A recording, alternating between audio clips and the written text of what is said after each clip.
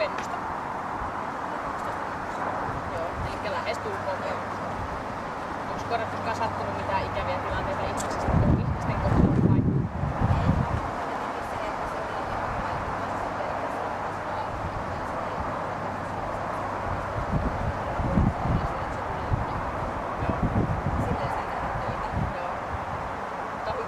Sun kanssa ei oo mitään sattunut.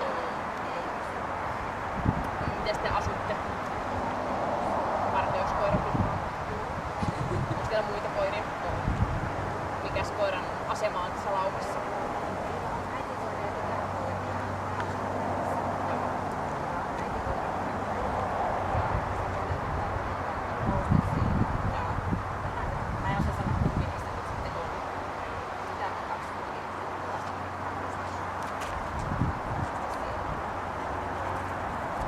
Koira kuuluu laukaukseen.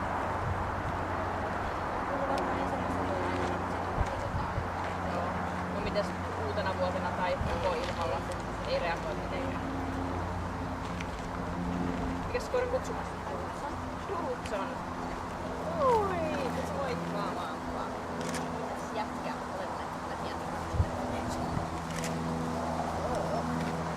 Mitäs sä tykkäät tämän päällä? Leikkisit sä kanssa?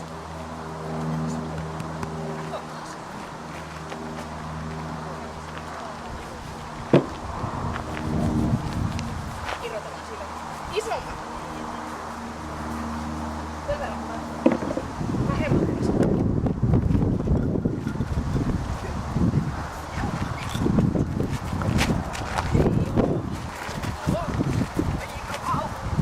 Pysy vaan paikallasi. Älä lähde koiran perään, kun koirat voi innostua vetämään vielä enemmän.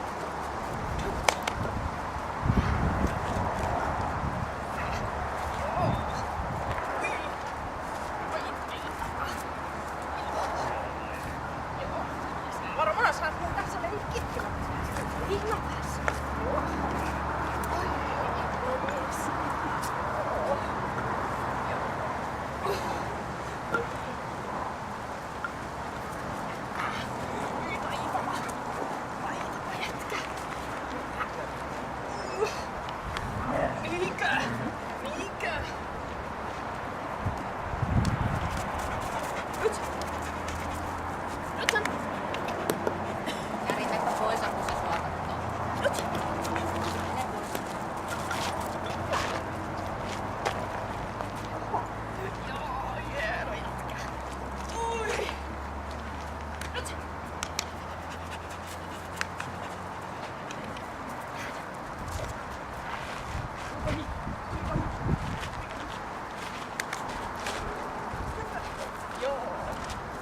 Hyvä. Sitten voit ottaa sen pois.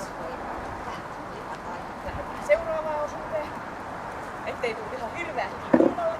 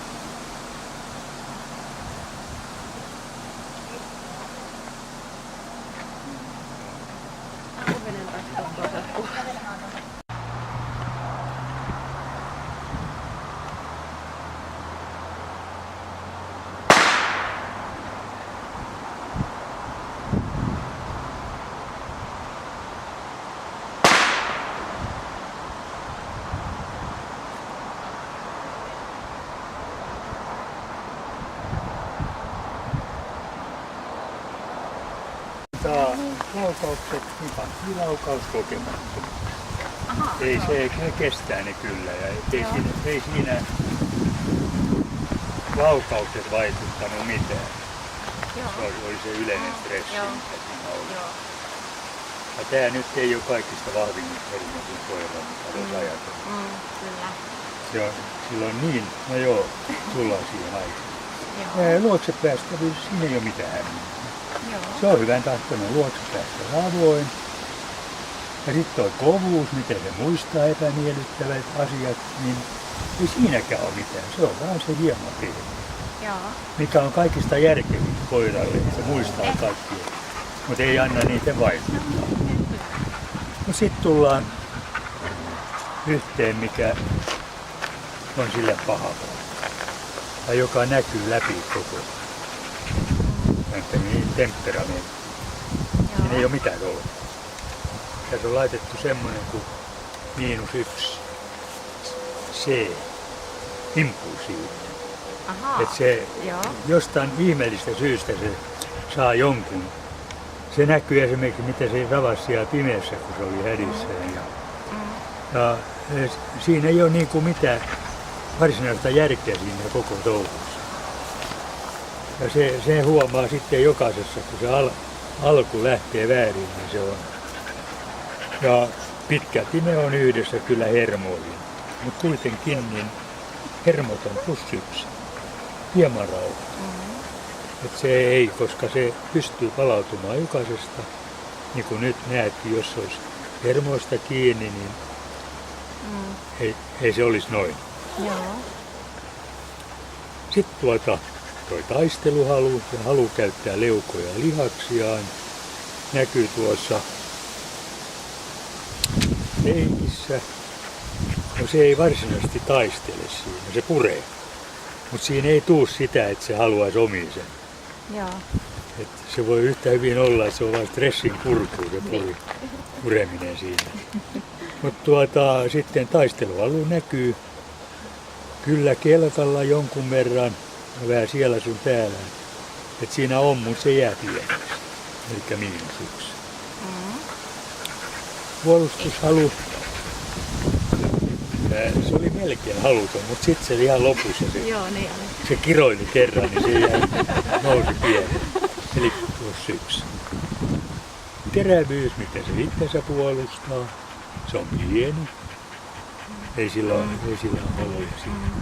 Mutta ei tullut mitään suurempaa, se kesti sen. Tämä on nimittäin se kohta, jos koiralla on, että hermot menee miinukseen. Siinä ne viimeistään romahtaa. Mutta tämä säilyy. Ja sitten mikä on yllättävää, niin vaikka tässä ei ole näitä